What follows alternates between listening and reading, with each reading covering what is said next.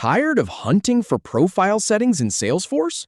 Enable enhanced profile list views in under 2 minutes.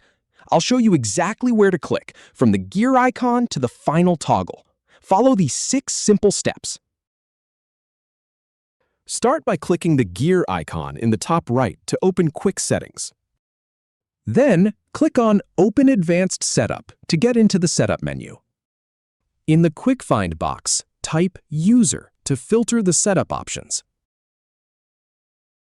Now click on User Management Settings to access user-related configurations.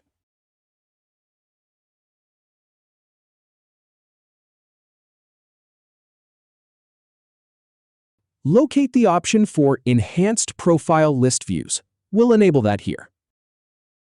Finally, enable the Enhanced Profile User Interface to complete the setup.